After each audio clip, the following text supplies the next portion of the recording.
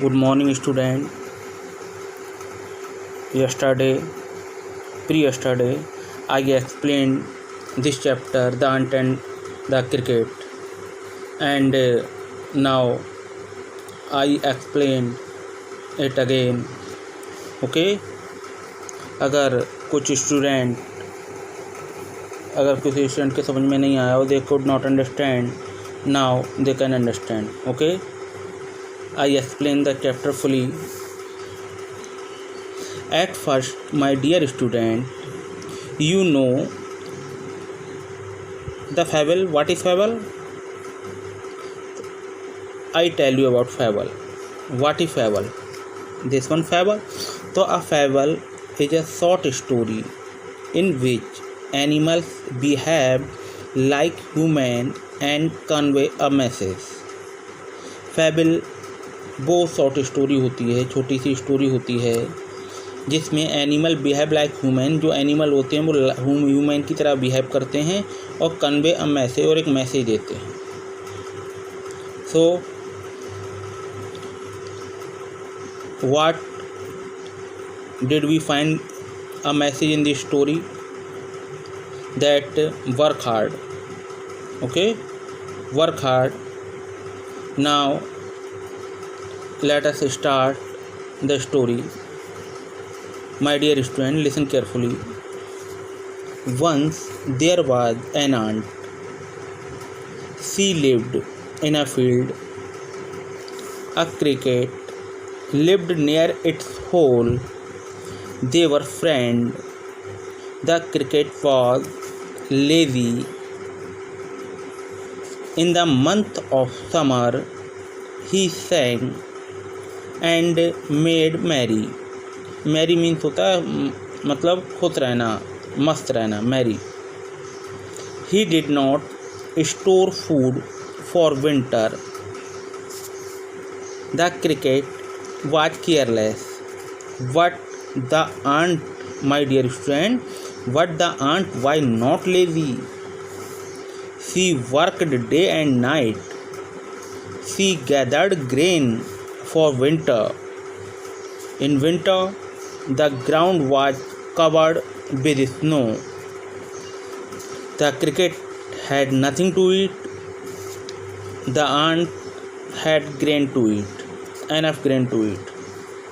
The cricket went to the ant and requested, please give me some grain. Okay, repeat. The cricket went to the and borrow some grains. We can say like this. She borrowed some grain. The ant asked it what it had been doing during summer. कि आपने गर्मियों में क्या करा? आप मेरे पास कुछ grain लेने आए हैं, अनाज लेने आए हैं, तो आपने गर्मियों में क्या करा? आंट ने बोला. वो भी परेशान थे, इस मारे वो गया था उसके पास. दोनों फ्रेंड थे, एक पास में नेबर भी थे, होल में रहते थे पास में. और जो वो था आंट थी, उसने गर्मियों में बहुत मेहनत करी थी अपने फॉर ग्रेन के लिए, जिससे कि वो विंटर में आराम से बैठ के खा सके.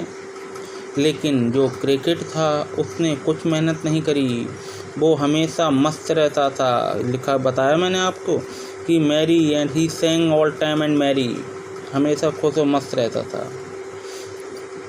तो आंट ने पूछा भी आपने गर्मियों में क्या करा था? Ant asked it what it had been doing during summer. The cricket replied that it sang and made merry during summer. उसने कहा उत्तर दिया कि वह हमेशा गाता रहता था और मेड मैरी रहता था हमेशा.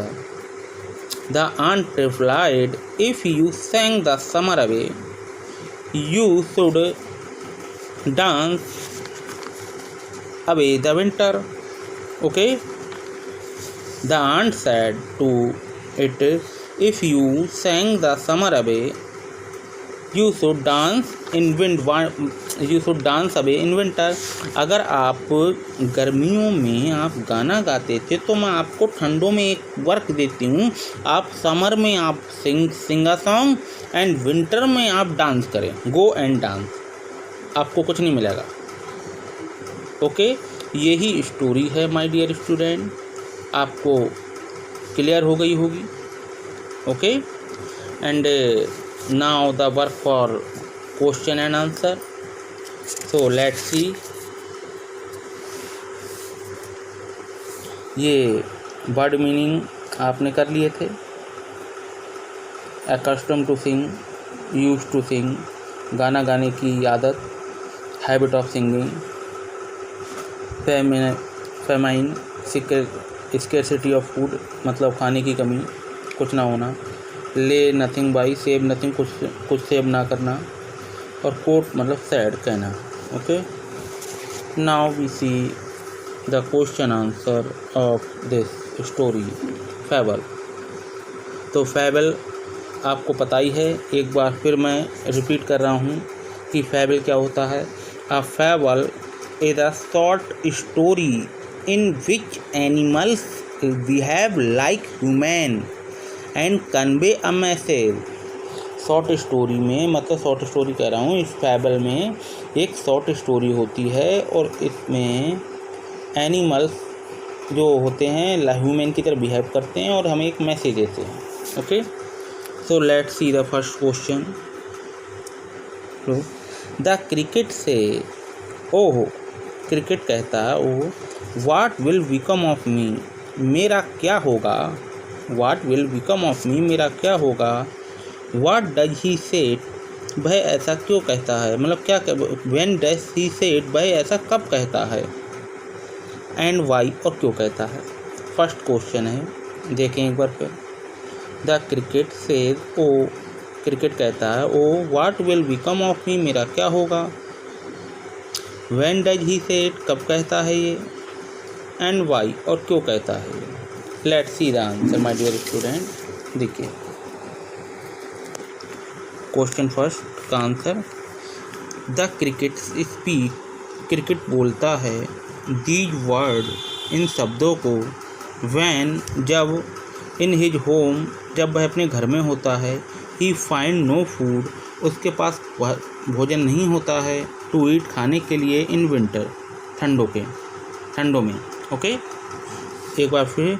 The cricket speaks these word, जो क्रिकेट होता है बोलता है ये वर्ड को, व्हेन, जब, इन हिज होम, घर पर, he find no food to eat, उसके पास कोई भोजन नहीं होता, इन विंटर, ठंडों में खाने के लिए।